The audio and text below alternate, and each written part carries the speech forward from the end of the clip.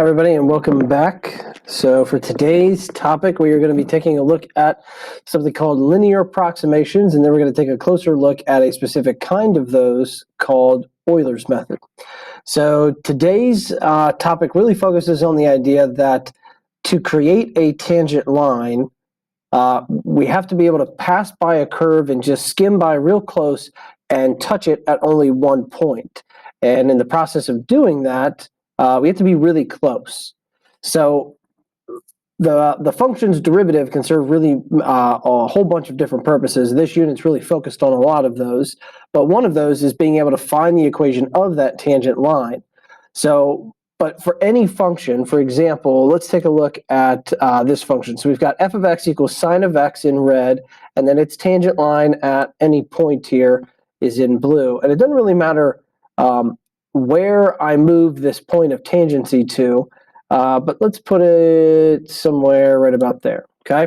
So the idea of today's process is that it focuses on the idea that some functions are easier to work with than others. If I had a choice between working with a linear function or a trigonometric function, I'll pick the linear function every time because it's easier to do the math. I can multiply and add in my head. I don't need a calculator to do that. But to evaluate trig, for most values that you're going to substitute in there, you're probably going to need a calculator to do it. But the idea is that these tangent lines, to create the point of tangency and make it so that that line only touches that curve at one point, means that you have to get really close to the curve at all of these nearby values of x. So even though I'm tangent at x equals 2.3, for 2.2, 2.1, 2.4, 2.5, the blue and the red graphs are really close to each other. The closer we move to the point of tangency, the closer the curves are going to get to each other. And what that means for us is that for values of x near the point of tangency, we could use that linear function, the equation for the tangent line, as an approximation for the actual function. So you may be asking, well, why would we do that? If we have the function and can take the derivative to find the tangent line, why would we bother making any kind of estimates? We could just plug it into the original function. Well, there are certain situations, certain cases where you may not actually have the original function, but you may have the derivatives equation or information about the derivative that allow you to come up with the equation for the tangent line. But also, like I said before, I'd much rather try substituting values into a linear function than into a trig function. Without the use of a calculator, you're not going to be able to evaluate sine of 2 or sine of 2.3. I would have to have a calculator to help us evaluate that. So if we don't have one, this provides a nice method to come up with a fairly accurate estimate for the value of this function. So that's what we're going to focus on here first. So the first round of this, the first major concept, is just being able to use a tangent line to approximate the value of a function. So the main rule here is we don't want to move real far out from the point of tangency. The further away from that point of tangency, the less likely it is that our estimate's going to be very accurate. And you guys can see here just the separation between the line and the curve. The further we move out from that point of tangency, the less accurate it's going to be. So values close to 2.3 would be fair game. But I wouldn't use this line to estimate at x equals 1.5. It's going to be way off. Or 0.5, going to be way off. So we want the point of tangency to be relatively close to the value of x that we are trying to substitute in there. So for example, I want to try and approximate the value of f of 3 using the tangent line to f of x equals the square root of 4 plus 5 sine of x at x equals pi. So you may be wondering to yourself, why don't we just find the tangent line at x equals 3? Because then it would be exactly that. Well, the reason for that is substituting 3 in for sine, I'd have to have a calculator to do that. But pi is a value of x pretty close to 3, and pi can be substituted into sine and its derivative very easily without the use of a calculator. So that's something to kind of keep in mind as we're going through this process. So to do this, first we're going to come up with the equation of the tangent line, and then we're going to substitute 3 into that. So for the tangent line, I need point and slope. So x equals pi is the x coordinate to this point. So I'm going to plug pi in to find the y-coordinate. So f of pi looks really bad. Tablet's working really well already. So f of pi, just pretend for me, would equal 4 square root of 4 plus 5 times the sine of pi. Well, sine of pi is 0, so all of that disappears. We just have square root of 4. So 2 is that y-coordinate. So I've got my point of tangency. Now we're going to find the derivative to find the slope of the tangent line.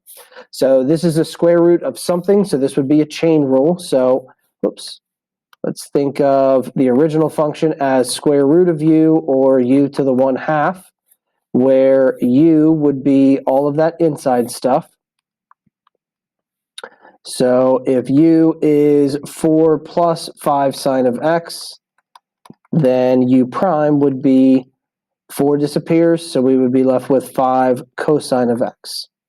So if f is u to the 1/2, then f prime is 1/2 u to the negative 1/2 times u prime. Man, I don't know what's going on with my tablet, sorry. But now we'll fill everything. Actually, let's rewrite this. So we would actually end up with u prime over 2u to the 1/2, or square root of u, which is how we're going to rewrite it. So once we fill everything back in, we get u prime would be 5 cosine of x over 2 times the square root of our u, or 4 plus 5 sine of x. So now we can stick pi into here to find our slope. So f prime at pi, so 5 times the cosine of pi, so the x-coordinate on the unit circle at pi, radian is -1, over, well, we know what the bottom, that radical is equal to, because we just did that a minute ago, so all of that just turns into 2, so we get -5/4 for the value of the derivative, or the slope. So if that's the case, then we are going to now write our equation. So we've got our point and slope, so we're going to take y minus the y-coordinate 2 equals our slope times x minus pi. So now we have the equation of the tangent line. Now we can do our estimation. So there is a pi involved in this equation. So we're already in the process of estimating. So we're going to use as good of an estimate as we can for pi to do this. But the idea here is we're going to substitute x equals 3 into this tangent line to make this approximation. I'm going to go ahead and add 2 to move this guy over. That way y is already by itself. But so when I do this, I'm going to have y equals -5/4 times our x value that I'm substituting in is 3, minus, so instead of pi, I'm going to go ahead and give an approximation. We know pi is 3.14159, so I'm going to round to 3.142. That'll give us a pretty good estimate. Okay, and then now it's just a matter of doing this calculation. So -5/4 is really, let's say 1.25, and then times -0.142.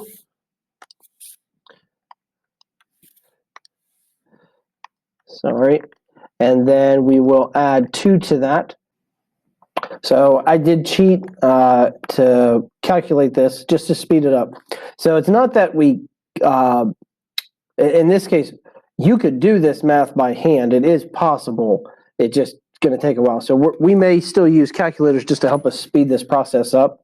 But the idea is, if I was doing this for real and trying to plug 3 in for sine, that's not something you can just do by hand. You would have to have a calculator or a computer helping you with that process. So in this case, in this stupid tablet, we end up getting 2.1775 for this value. So what we do with that, we can now say that we think that f of 3 is approximately equal to 2.1775.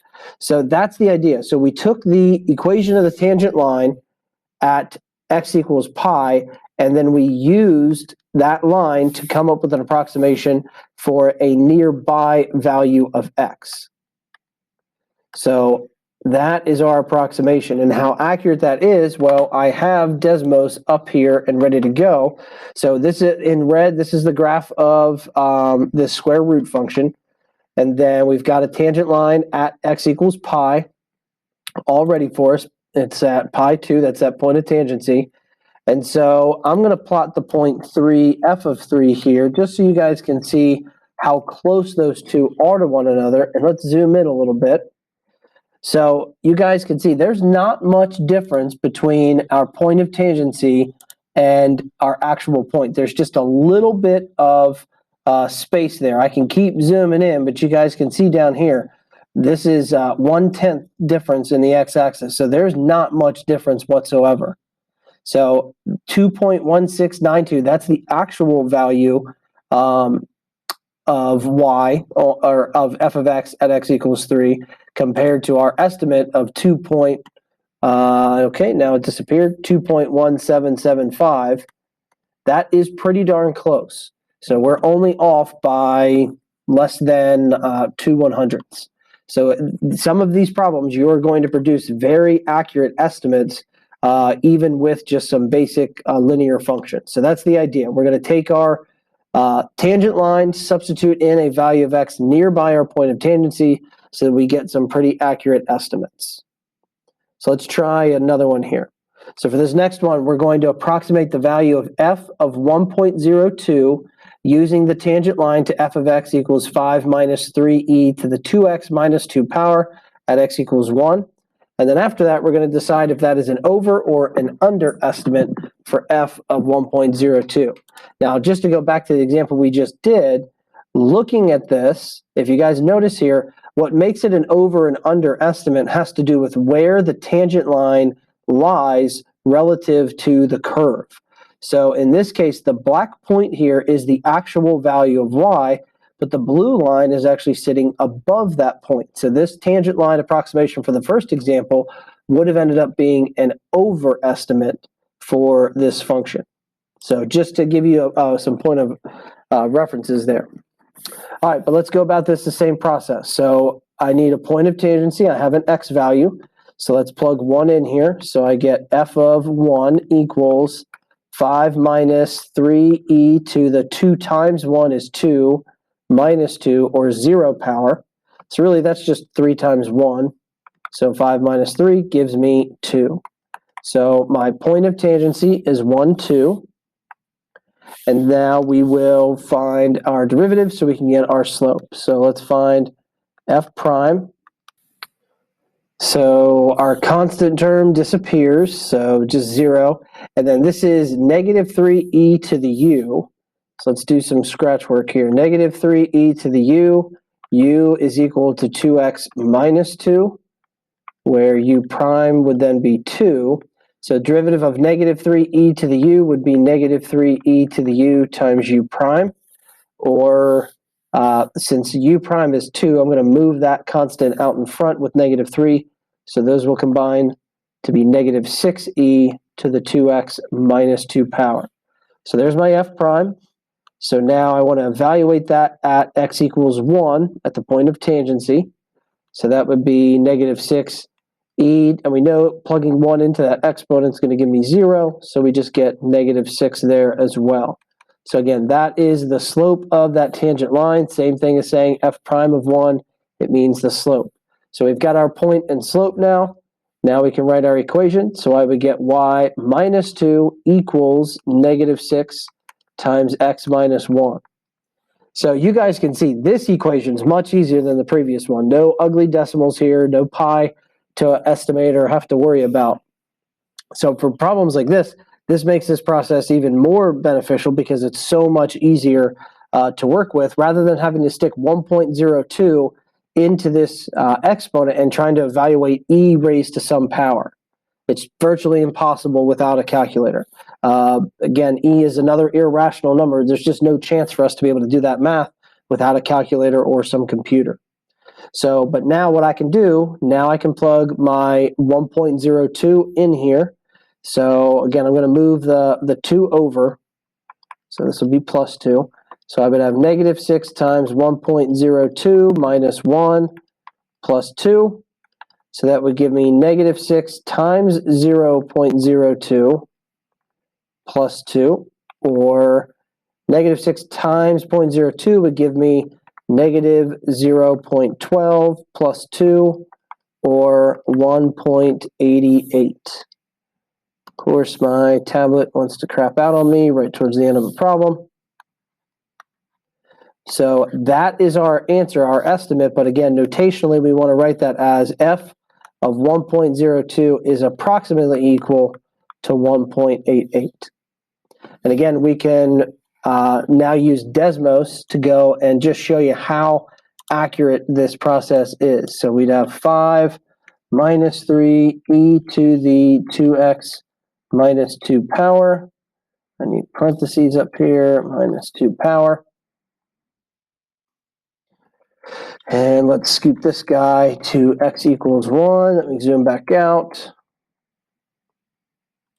So there you guys can see, yes, see our graph is in red, and then we've got our point of tangency here at 1, 2. And then let's look at our secondary point at 1.02. 1.02. So you guys can see just how close those 2 points are to one another. And this one's even closer. I'm zoomed way in already, and I can't see any red here at the or between the blue and the red graph here. So purple is our point of tangency, and then black is the actual point on the red curve. So 1.8776 is the actual value. Our estimate came out to be 1.88. So that is less than 3/100ths difference between our estimate using a simple linear function and the actual value, which we would actually have no shot at producing without a computer or a calculator. So hopefully you guys can see the benefit of using this process to make these estimations. Okay. Now we have to decide, is this an over or an underestimate? Well, again, going back to the previous example, I showed you guys that it depends on where the tangent line is relative to the curve. But that also has to do with the definition of concavity. If you remember, part of the definition of concavity was talking about where the tangent line was. When the curve is concave up, your tangent line will always lie below the curve. So because it's always going to lie below, concave up curves are always going to have, or tangent lines will always produce underestimates for a concave up curve because the line is sitting below the curve. For concave down curves, your tangent lines will always produce overestimates because those lines will be sitting above the curve. Now, I already showed you this graph, so we can tell by looking at it that the graph is concave down, which means this is a slight overestimate. And we already compared to the real thing. But had we not done that already, we can prove that by looking at the concavity. So to do that, I need to find the second derivative. So if I take my f prime and try to find f double prime, well, I'm not going to go back through the chain rule all over again because I know that the derivative of e to the 2x minus 2 is going to produce this e to the u part again. So it's essentially the same result here. It's just I'm starting with a negative 6 in front instead of a negative 3. So I know that my answer is going to be double that number, so negative 12 e to the 2x minus 2. So then to discuss concavity, you have to think about the sign of this guy and where it may potentially switch. But e to the 2x minus 2 I know is always a positive value. Remember, that exponential, this is just a shift to the right and a horizontal compression of the parent exponential function, e to the x. So this guy's never going to produce 0 or negative values. So I'm essentially always taking a negative times always a positive. So this guy is going to be negative for all values of x. And we've already seen that in its graph. This graph is concave down everywhere. So because now I know that it's concave down, I know that this is going to be an overestimate. So that's how we can go about doing that. It's all about an analysis of the type of concavity that the original function has. All right, let's take a look at this next one now. This one says the function f is twice differentiable. So that phrasing just means that you can find the second derivative of the original function. So it's there are no issues with differentiability, at least up through the f double prime, our second derivative. So whenever you see that, that's what that means. So we don't have to worry about any kind of weird issues going on at the particular points that they give us information about. So f is twice differentiable, and then they give us values of the three functions. So at x equals 2, they give us f, f prime, and f double prime's values. F of 2 is 1, f prime of 2 is 4, and f double prime of 2 is 3. So before we do any of this stuff, I want to analyze these values to make sure that we're clear on what each one of these means to us in the context of this function's graph. So we have, of course, my tablet's still messed up. F of 2 equals 1, f prime of 2 equals 4, and then f double prime is 3. Okay, so for the first one, again, this is just telling us a point on the graph of f, okay? So this specifically is the point of tangency. So whatever this curve looks like, we don't really know exactly what the curve looks like, but at x equals 2, these 3 points do paint a little bit of an image for us. So at x equals 2, we know that there is a point at y equals 1. So there's the coordinates. F prime, again, is telling me the slope of f at that particular point. So while I don't know the full picture of this graph, I do know that the slope is positive 4, which means the graph must be increasing, and it's doing so at a pretty steep rate. So we have some kind of increasing steep curve, and then the second derivative, remember, that is telling me about the concavity of f at x equals 2. So because f double prime is positive 3, that means that I know that the curve is concave up. So because I know that it's concave up and increasing, I know the curve has to look something like this guy. So when I plotted this point, I had two choices. I could either draw a concave up increasing curve, or concave down or concave up that passes through those 2 points. But until I finished analyzing this, I didn't know which one it was going to be. Now I do. Now again, I don't know the full picture here, but I do know that it's some kind of increasing concave up curve that passes through the point 2, 1. And why all of that is relevant to us is what we talked about in the previous one. It has to do with this secondary question about, is this a over or under approximation that we're about to make? So I can actually answer that right now. Because I know the curve is concave up, when I draw my tangent line, any value of x that I use to approximate with that line will be below that curve. So because of that, we know that this is an under approximation. So that part we got out of the way. Now, to actually come up with the approximation, we need to build our tangent line. Well, this one, it doesn't give you an equation to take the derivative of or plug in a value of x into the original function. It just gives you these 3 values. But these 3 values are really all that I need. Because again, the point slope form of the equation of a line is y minus y1 equals m times x minus x1. But when we talk about a tangent line, remember, it takes on a little bit different form.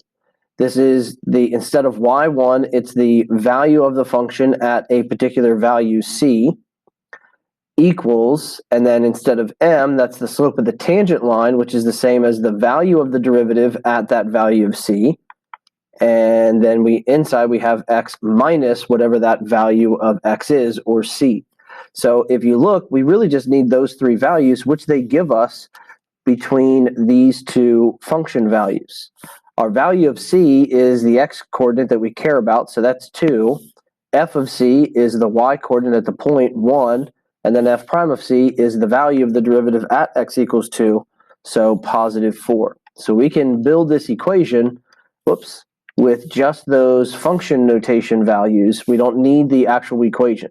So you can actually accomplish this whether I give you the values like this, or I could actually give you a graph of f and then a graph of f prime as well. So there's all a bunch of different ways, or I could give it to you in tables. There's different ways that we can express this kind of information. It doesn't change what information I need, just how I present it. So this would be y minus 1 equals 4 times x minus 2. So again, I'm going to move the minus 1 over, so now it becomes plus 1. And now we're going to use it to approximate f of 1.9. So that would give me 4 times 1.9 minus 2 plus 1. So this would be 4 times negative 0.1, or negative 0.4 plus 1. So we get 0.6 for that value. So again, notationally, we would write that f of 1.9 is approximately 0.6. And again, because what we talked about earlier with the concavity of this curve, we know that this is slightly under the real value. So if we were to go through, if we had an equation, in this case, we can't do the same kind of stuff we did with the other ones to check how accurate it is. But again, with this process, we can kind of trust that unless f has a very, very steep, sharp turning or quickly increasing curve at the point of tangency, even though slope of 4 is pretty steep, that's not so steep and drastic that we would expect the curve and the tangent line to drastically drift apart just moving 0.1 units away. So again, as long as we're using a value of x relatively close to the one we're estimating with, we can trust that this is going to be a fairly accurate representation. Next, we're going to take a look at how we can take this idea of using a tangent line to approximate the value of a function at other values of x near that point of tangency, and we're going to extend it a little bit. So again, we just learned we know how to use one tangent line to approximate the value of a function close to the point of tangency. But again, just as we saw with this example here graphically, or all of these, the further we move away from the point of tangency, the less accurate those estimates become. Or in other words, visually what we see, the way that we tell the difference there, is the vertical distance between the tangent line and the curve that it's trying to approximate. And that's just because, again, the definition of a curve is continuously changing its rate of change. If a rate of change stayed constant, then it makes a linear function. But any kind of curve, when you move from one point to the next, you are using a different rate of change. So if the rate of change is changing, that's what creates the curve shape. So because of that, we can't just continue to use one tangent line to move very far away from that point of tangency. So instead, what we're going to do is we're going to use small chunks of multiple tangent lines. So we're going to try to account for the idea that the curve is going to change its rate of change. So if we state how big or how long each chunk is going to be, then we can kind of make this a step-by-step process to try and mimic the shape of the curve. So some people have the idea or the approach that curves are actually a combination of an infinite number of infinitesimally short segments. One person who kind of explored this idea was Archimedes. Just to give you a quick history lesson, so Archimedes was the guy who trapped the value of, he did a lot of things, but one of the things he did was he explored the value of pi and how it is a representation of the ratio of a circle's circumference and its diameter. So again, pi is actually equal to circumference divided by diameter. And the way he did that was by trapping shapes inside and outside of the circle. So he started with a square, he trapped a square inside, and then trapped a square outside. So inscribed and circumscribed squares, and he compared how those two shapes, perimeters and diameter, or relevant or related terms, compared to one another, and he slowly began the process of putting more and more sides onto those polygons. He had worked out the math the whole way up to, I believe, a 64-gon, so 64-sided polygon. But the idea is, as you increase the number of sides that are on these polygons, the ratios for the inside and the outside become really, really close to one another. And another way of saying that is they begin to approach each other, or the idea of a limit. And so he trapped the value of pi between the inside ratios and the outside ratios. And if you continue to increase the number of sides on a polygon, it becomes really difficult to tell the difference between the corners of the polygon sides and the overall shape of a circle or that curve. So the idea here is that we're going to use parts of these segments to try and mimic the shape of the curve. And again, the way that we mimic the shape of the curve is by accounting for the idea that a curve's rate of change is changing from one point to the next. So if I have a starting point where I build my first tangent line, if I only decide to use that for a small portion, or h, in our x direction, so that describes how much of that tangent line I use, by the end of that interval, now I have a new x value. And if I did have the equation of the original curve and I could look at its rate of change or its slope at that point, you would notice that the slope is now different. So we account for that by building a new tangent line with a new slope that closer mirrors what the actual curve is going to do at that value of x. So we continue to repeat that process until we end up getting to the value of x that I want to try and estimate for. So instead of just using one tangent line, again, the alternative here, this does sound like a more complicated and time-consuming process, and it is, but the difference is it's more accurate. So my alternative would be, instead of just using this one line, instead of using multiple lines, if I only used one tangent line for this entire process, then again, the further I move from that point of tangency, the less accurate my result's going to be. So if I used this y value to estimate the curve, I'm going to be a good bit further off. And again, the farther and farther I move out, the less and less accurate those results are. So yes, this is a complicated and time-consuming process sometimes, but it yields more accurate and better results. And that's the give and take. That's what we want. We will go through the more laborious tasks in calculus if it yields more accurate results. So some language for this process. So we're always going to have a starting x value. Okay, so we label that as x naught, y naught. So that's kind of like our beginning point.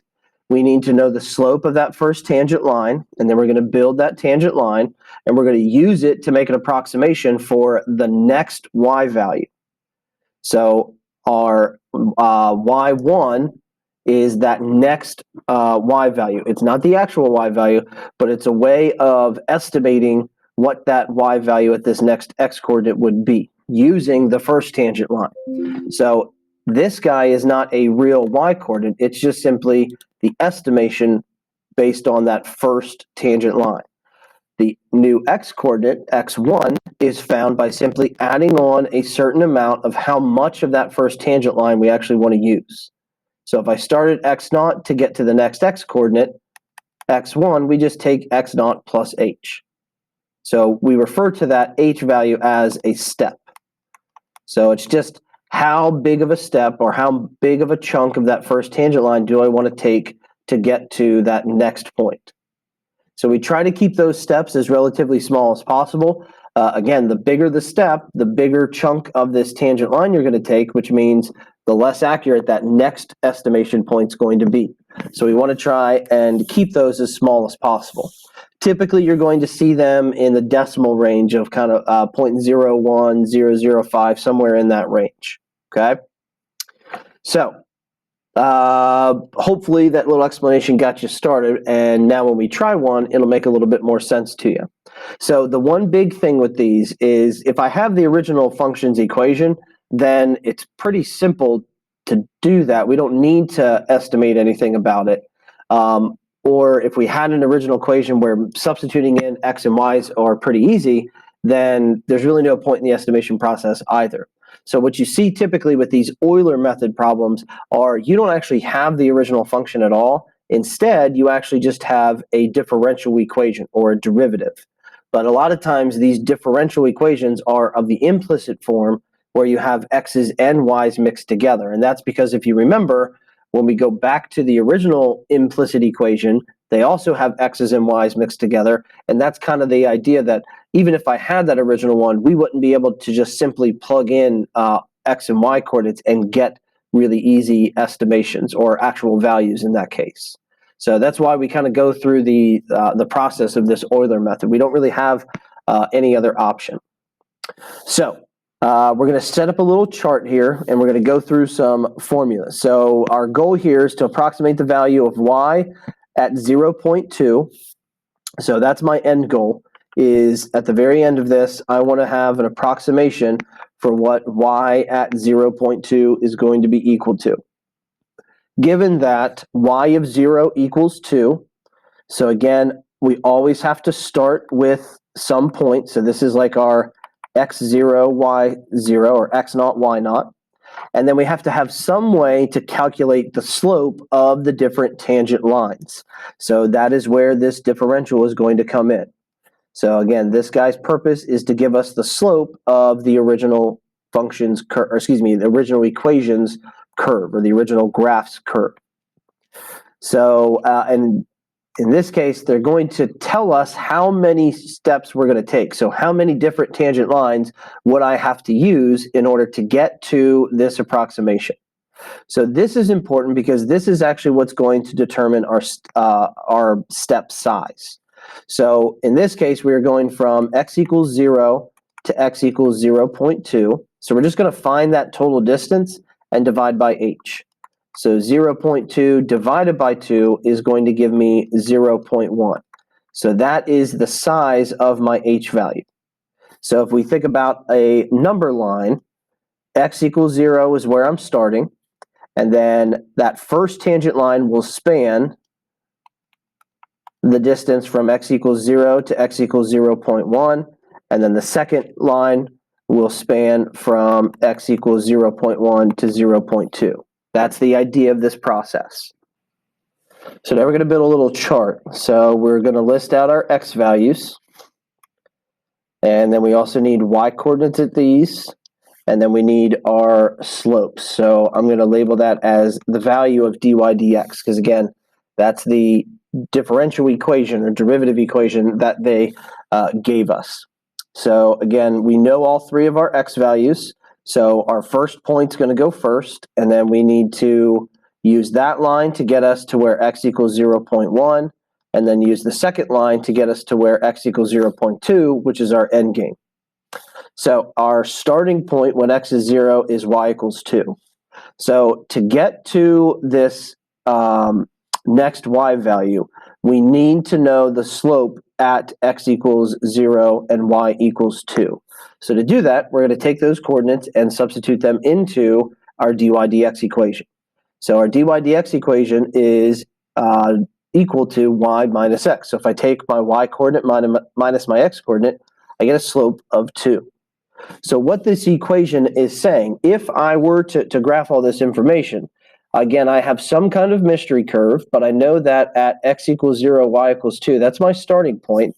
And from there, I have a tangent line that has a slope of 2. Actually, let me change that. Just make it a little bit steeper. So if I have a slope of 2, just totally whiffed on that point.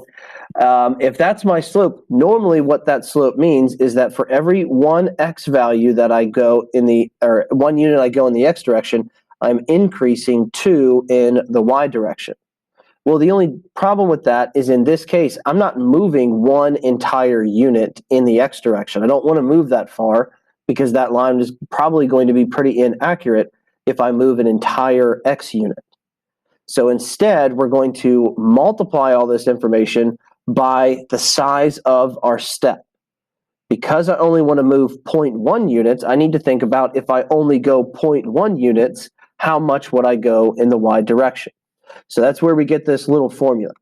So to calculate a new y value, we are going to take the old y value, or the previous y value, and add to it whatever the slope is at that old point, multiplied by the size of our step, or our h value.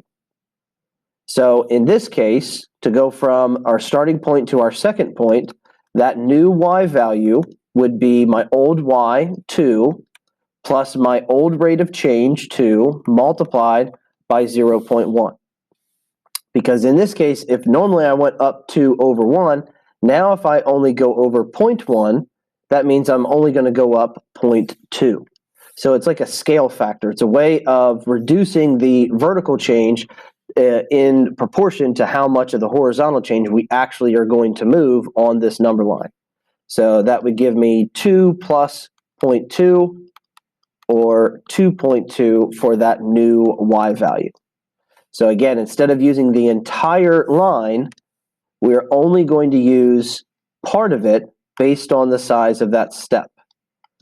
So instead of going up 2 over 1, we're going to go over 1 to 0.1, and now we're only going to go up 0.2 to 2.2. So instead of a whole tangent line, it's just a tangent line segment. But again, the idea now is we've reached a second point. So now this process just starts all over again. So now using these new coordinates, where the x-coordinate would be an actual x-coordinate on the original curve, but the y-coordinate is an estimate. So we're kind of making a second estimate based off of this first estimate.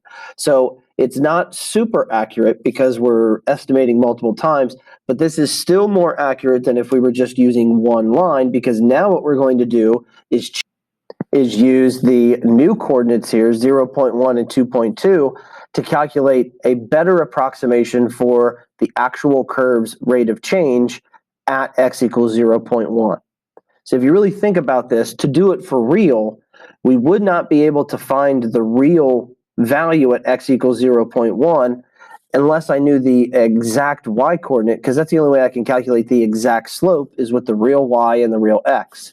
So if we don't have that real y, we have to come up with an estimate first. So that's why this has to be kind of a multiple stage process. But now I've got these coordinates, so again, this process just repeats itself. So we first have to find an estimate for the dy dx. So if I take this new y minus the new x, I would get 2.1 for that rate of change, or that slope. So now we can fill out this y new formula a second time. So this new, even newer y coordinate would be the previous 2.2 plus the new slope at x equals 0.1, so 2.1 times that h step again. So the h is really the only part in this formula that will not change from one step to the next, because you're always going to have that same step size. So we want to keep that uniform so that one tangent line isn't more or contributing more than another. So we would get 2.2 plus 0.21, or 2.41. So once we reach that final x-coordinate, this was our end game. Our end goal was to come up with an approximation for what we think y was at 0.2. So visually, what we did there, this time we used a new tangent line only for 0.1 units in the x direction, so that got us to 0.2, but that one's just a little bit steeper than the first one, so that got me to 2.41. So that's the idea. So we're just going to use multiple stages, multiple pieces of a different tangent line over and over again to try and create that shape of a curve. And again, visually, if you guys just think about tangent line segments that are shifting their slopes, and we're changing how we're increasing, that is, again, the idea. That's how we create the shape of those curves. So no, this is never going to be a super accurate process where we are able to actually find the real value of y. The only way we could do that is if we had the actual equation. And again, the idea of this process, it was created when we don't have the original function to start with, but instead we have some differential equation. And in this case, you guys don't know how to go backwards from derivatives to original equations, so we don't even have that option. Now, for the last part of this question, we're taking a look at, is it an over or under approximation for the real thing? That part is still the same rules as earlier, so it all has to do with concavity. So as long as the concavity for our little interval here between 0 and 0.2 never changes, then we know that either the lines are always going to be underneath the curve, or if it was concave down, we would know that they're always going to be above the curve. So we just really have to test the concavity for this interval from 0 to 0.2. So remember, concavity all has to do with the second derivative. Even in implicit form, that part still remains true. So all I have to do here is take the derivative of dy dx. So d2y dx2 would turn into derivative of 1y would become dy dx minus derivative of x is just 1. So essentially, all I really have to check for is if I were to analyze the value of dy dx minus 1 for this whole interval, would it always end up being a positive or always end up being a negative?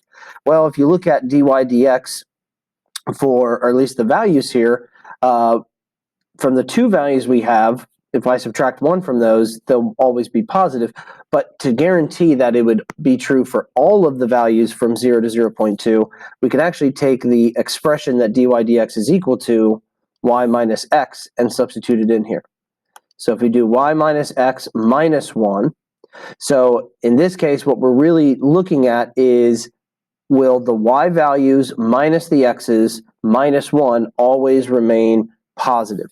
Well, all of the y values, or at least the estimations for those y values, are at least 2. So if we're starting at x equals 0 and y equals 2, we really have an increasing curve here because dy dx was always positive. So these are starting at a minimum of 2. The x values are always going to be between 0 and 0.2. So this guy is always going to be relatively small. And then the 1 is always going to be minus 1. So because these x-coordinates are always going to be near 0, we're never going to actually end up getting to a negative value. So this is always going to end up being positive. So if it's positive the whole time, then we have a concave up curve the whole time. So those tangent lines are sitting beneath the curve. So we will always have an under approximation for that y value at 0.2. All right, let's try another one here. So for this one, we're going to use Euler's method for the equation y equals f of t, starting at f of 0 equals 8. So again, this is our initial point. So that's where we're going to start. So I can already kind of set up my chart. So we have, and actually instead of x's, they are using t's. Doesn't matter the variable name, but we want to be consistent. And then they're using f prime of t. So that's how I'll label our slopes. So 0, 8 is our first set of coordinates. And then we're going to use two steps of equal size to approximate f of 1. So again, f of 0 is where I start. F of 1 is where I want to end up. So again, on a number line, if you're thinking about the x-axis, I'm going from 0 to 1. So our step size, h, would just be the total distance divided by 2. So we're going to stop at 0.5 in the middle. So again, that part's always necessary to know what your x values are that you are working towards. So most of the time, the number of steps, that has to be either the number of steps or the step size has to be given to you so that you guys know where or how to produce those values of x along the way, in between.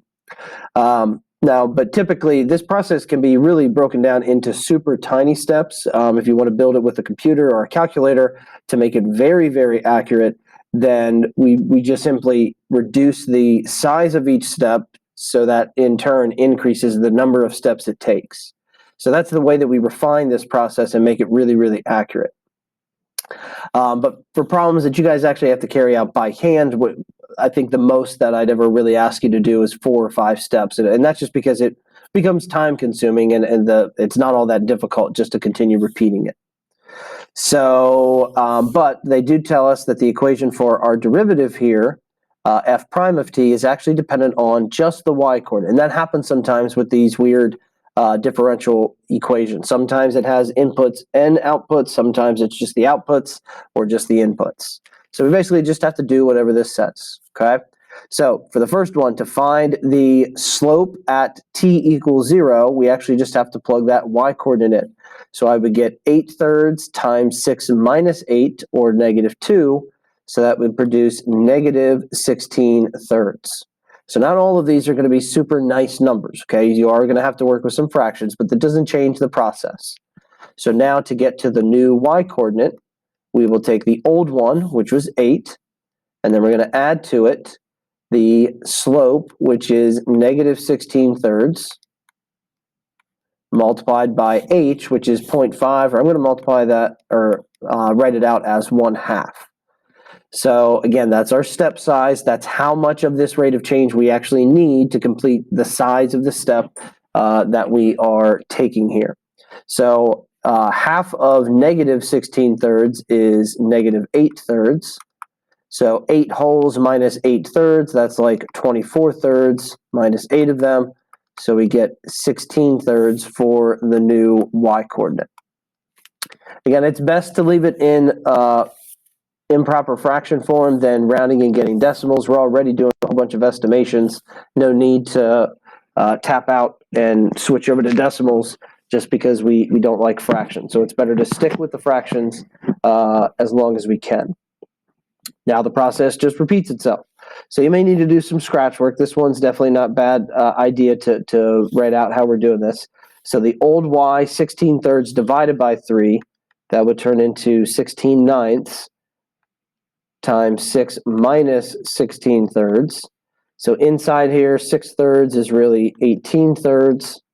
So 18 thirds minus 16 thirds would turn into 2 thirds. So that would give us 32/27 for that rate of change. Okay? So that is our new slope. And then again, we're just going to repeat this process. So our new y would be equal to the old one, 16 thirds, plus our m, 32/27, times our step size, 1/2. So half of 32/27 would be 16/27. And then we would need a common denominator here, so that would be 27. So I'm going to multiply top and bottom by 9. 16 times 9 is 144. So when I combine those, I will get 160/27. So if you did want to get a calculator value for that, I believe I can go in 5 times, would be 135. So that would be 5 and 25/27, or roughly, where is our notation? So we're approximating f of 1. So we can say f of 1 is approximately 160/27, or 5.926 if we get a decimal. Okay, and that's it. So again, these problems will feel very repetitive because you're literally doing the same process over and over again until we reach that final estimation value that we're trying to create. But even from one problem to the next, it feels really repetitive because nothing really changes from one problem to the next as far as the process or structure. What changes, though, is the starting points and the functions or the equations that we use to get those slopes. Okay? Now, one thing that can be a little bit different is the direction that we have to move to get to our end value. So all of these problems that we've done up until this point, we are starting at a starting point on the left side of the number line, and we are using those tangent lines to work towards a estimation value on the right side. But there's nothing about this process that says we can't do that in the reverse order. The only difference would be the h value. So if I wanted to start on the right and work my way backwards, instead of adding 1/2 or whatever that h value is to our x naught, we would just simply subtract it. And that's what we're going to get a look at here for this last one. So for this one, it says approximate the value of f of 1.7 given the initial point f of 2 equals 5 and dy dx equals 2y plus x using 3 steps of equal size. So for this one, I'm starting out at x equals 2 and wanting to end up at 1.7. So in 3 equal steps, my total distance is 0.3 divided by 3. So h is going to be 0.1 in this problem. So if I take 3 equal steps backwards, that was pretty close. Again, the idea is all I have to do here is subtract my h value. So I'm going to subtract h, subtract h, subtract h. So the whole process is going to be the same as what we just did.